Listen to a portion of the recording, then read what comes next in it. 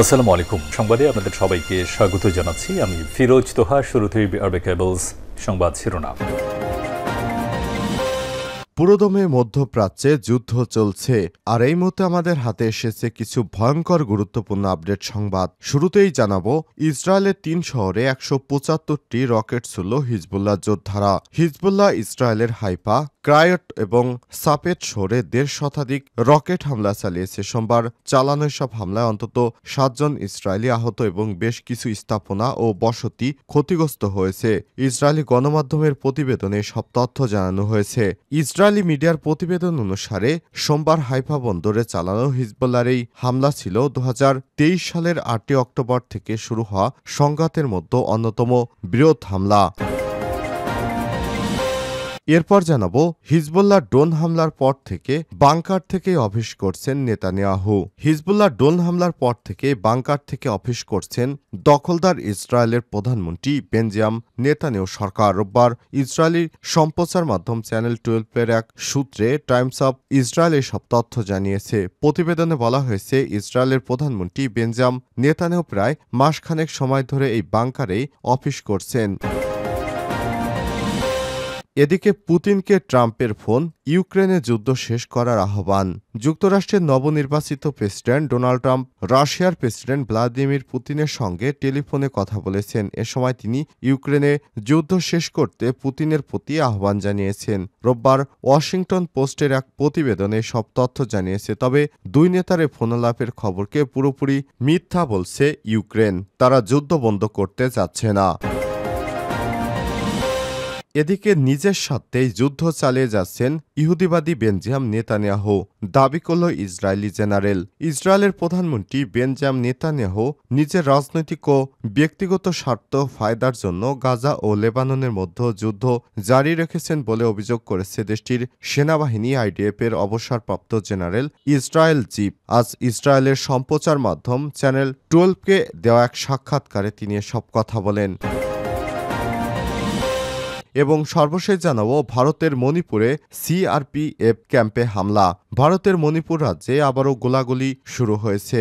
গত রাতে জিরিবাম জেলায় সিআরপি সেনাবাহিনীর ক্যাম্পে হামলা চালিয়েছে কুকি অস্ত্রধারীরা। পাল্টা জবাব দেয় সেনা সদস্যরাও। দুপক্ষের গুলির লড়াইয়ে ২১ কুকি বন্দুকধারী নিহত হয়েছে বলে খবর পাওয়া গেছে। পাশাপাশি এর সিআরপিএফ জওয়ান আহত হয়েছে বলে সূত্রের খবর থেকে জানা গেছে। গোটা এলাকা ঘিরে শুরু হয়েছে তল্লাশি অভিযান। এই ঘটনার জেরে কারফিউ জারি করেছে ওই এলাকায়। প্রিয় দর্শক, এতক্ষণ শুনছিলেন সংবাদ শিরোনাম, এবারে বিস্তারিত। তবে তার আগে বন্ধুরা অনুরোধ থাকবে, সংবাদটি একটি লাইক দিন। এই চ্যানেলে আপনি নতুন হয়ে থাকলে আমাদের সংবাদটি দেখতে দেখতে চ্যানেলটি সাবস্ক্রাইব করে রাখুন। আর বন্ধুরা, গাজা যুদ্ধে আপনি যদি নিরীহ ফিলিস্তিনিদের ভালোবেসে থাকেন, কমেন্টে ইয়েস লিখে বিশ্ববাসীকে জানিয়ে দিন বন্ধুরা, আপনি বিশ্বের কোন দেশ থেকে বা বাংলাদেশের কোন স্থান থেকে আমাদের এই সংবাদটি দেখছেন এবং শুনছেন। আর এই সংবাদ সম্পর্কে আপনার মূল্যবান মতামত কমেন্ট করে জানিয়ে দিন। এবারে বিস্তারিত। ইসরায়েলের ৩ শহরে ১৭৫টি রকেট ছুড়ল হিজবুল্লাহ। হিজবুল্লাহ ইসরায়েলের হাইফা, ক্রায়ট এবং সাপেট শহরে ১৫০ শতাধিক রকেট হামলা চালিয়েছে। সোমবার চালানো সব হামলায় অন্তত ৭ জন ইসরায়েলি আহত এবং বেশ কিছু স্থাপনা ও বসতি ক্ষতিগ্রস্ত হয়েছে। ইসরায়েলি গণমাধ্যমের প্রতিবেদনে এসব তথ্য জানানো হয়েছে। ইসরায়েলি মিডিয়ার প্রতিবেদন অনুসারে সোমবার হাইফা বন্দরে চালানো হিজবুল্লাহর এই হামলা ছিল ২০২৩ সালের ৮ অক্টোবর থেকে শুরু হওয়া সংঘাত মধ্যে অন্যতম বৃহত্তর হামলা। অন্যদিকে ক্রায়ট এলাকায় চালানো হিজবুল্লাহ সোমবারের হামলাকে যুদ্ধ শুরু থেকে পর্যন্ত অন্যতম শক্তিশালী হামলা হিসেবে চিহ্নিত করা হয়েছে। এদিন মাত্র ১ ঘন্টার মধ্যে ৯০টি রকেট হাইফা ও ক্রায়ট এলাকায় আঘাত হানে বলে প্রতিবেদনে জানানো হয়েছে। অন্যদিকে হিব্রু ভাষায় সংবাদ মাধ্যম জানিয়েছে, সোমবার হাইফা ও ক্রায়ট অঞ্চলে ৮০টি রকেট আঘাত এনেছে। এছাড়াও সাপেদ ও আশপাশের এলাকায় নতুন করে সতর্ক সাইরেন বাজানো হয়েছে। এদিকে ইসরায়েলি গণমাধ্যম জানিয়েছে, লেবানন থেকে সোমবার সকাল থেকে ইসরায়েলের অধিকৃত গ্যালিলিও অঞ্চলে ৫০টিরও বেশি রকেট ছোড়া হয়েছে। টাইমস অব ইসরায়েল জানিয়েছে, হিজবুল্লাহ সোমবার লেবানন থেকে ইসরায়েলে ১৭৫টিরও বেশি রকেট ছুড়েছে। এতে শিশুসহ ৭ জন আহত হয়েছে। হিজবুল্লাহ ড্রোন হামলার পর থেকে বাংকারে বসেই অফিস করছেন নেতানিয়াহু। হিজবুল্লাহ ড্রোন হামলার পর থেকে বাংকার থেকেই অফিস করছেন ইসরায়েলের প্রধানমন্ত্রী বেঞ্জামিন নেতানিয়াহু সরকার। রোববার ইসরায়েলি সম্প্রচার মাধ্যম চ্যানেল 12-এর এক সূত্রে টাইমস অফ ইসরায়েলে সব তথ্য জানিয়েছে। প্রতিবেদনে বলা হয়েছে, ইসরায়েলের প্রধানমন্ত্রী বেঞ্জামিন নেতানিয়াহু প্রায় মাসখানেক সময় ধরে বাংকারেই অফিস করছেন। গত 19 অক্টোবর ভূমধ্যসাগরে উপকূলীয় শহর সিজারিয়ায় অবস্থিত তার বাড়িতে হিজবুল্লাহর ড্রোন হামলার পর থেকে সুরক্ষিত বাংকারে অফিস করছেন তিনি। এমন নিরাপত্তা সংকটে নিজের ছেলের আভনের বিয়ের তারিখও পিছিয়েছেন নেতানিয়াহু। এদিকে লেবানন এর স্থল আক্রমণ সম্প্রসারণের অনুমোদন করেছে ইসরায়েলি সেনাপ্রধান। আজ মিডল ইস্ট আয়ের এক প্রতিবেদনে সব তথ্য জানানো হয়েছে। প্রতিবেদনে বলা হয়েছে, দক্ষিণ লেবাননে স্থল আক্রমণ সম্প্রসারণের অনুমোদন করেছে ইসরায়েলি সেনাপ্রধান হার্জি হালেভি। যেদিন ইসরায়েলি প্রতিরক্ষা মন্ত্রী ইসরায়েল কাতস বলেছিলেন ইসরায়েলি হিজবুল্লাহকে পরাজিত করেছে, সেদিনই তিনি সেনাবাহিনীকে ওই বিষয়ে অনুমোদন করেন।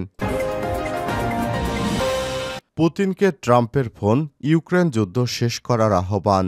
যুক্তরাষ্ট্রের নবনির্বাচিত প্রেসিডেন্ট ডোনাল্ড ট্রাম্প রাশিয়ার প্রেসিডেন্ট ভ্লাদিমির পুতিনের সঙ্গে টেলিফোনে কথা বলেছেন। এ সময় তিনি ইউক্রেনে যুদ্ধ শেষ করতে পুতিনের প্রতি আহ্বান জানিয়েছেন। রোববার ওয়াশিংটন পোস্টের এক প্রতিবেদনে সব তথ্য জানানো হয়েছে। তবে দুই নেতার এই ফোনালাপের খবরকে পুরোপুরি মিথ্যা বলে উল্লেখ করেছে ক্রেমলিন খবর, এএফপি এবং আল জাজিরার। পোস্টের প্রতিবেদনে বলা হয়েছে, প্রেসিডেন্ট নির্বাচনে ডেমোক্র্যাট পার্টির প্রার্থী কমলা হ্যারিসের বিরুদ্ধে জয়লাভের পর বৃহস্পতিবার ফ্লোরিডায় মারে লাগো রিসোর্টে থাকা অবস্থায় ট্রাম্প পুতিনের সঙ্গে টেলিফোনে কথা বলেন। ফোন কলের বিষয়ে অবহিত একাধিক সূত্রের নাম গোপন রেখেই ওয়াশিংটন পোস্ট বলছে, ইউরোপের মাটিতে যুক্তরাষ্ট্রের বিশাল সামরিক উপস্থিতির বিষয়টি পুতিনকে স্মরণ করে দিয়েছে ট্রাম্প। ইউক্রেনের চলমান যুদ্ধের সমাধানের লক্ষ্যে প্রস্তাবনা নিয়ে আলোচনা করতে শীঘ্রই পুতিনের সঙ্গে আবারও কথা বলার আগ্রহের কথা ট্রাম্পের পক্ষ থেকে জানানো হয়েছে।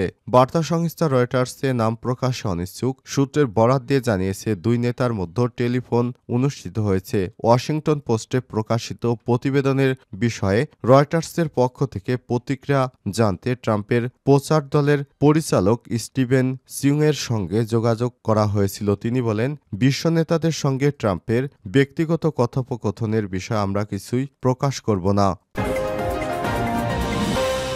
নিজের স্বার্থেই যুদ্ধ চালিয়ে যাচ্ছে যুদ্ধবাজ নেতানিয়াহু সরকার, দাবি ইসরায়েলি জেনারেলের।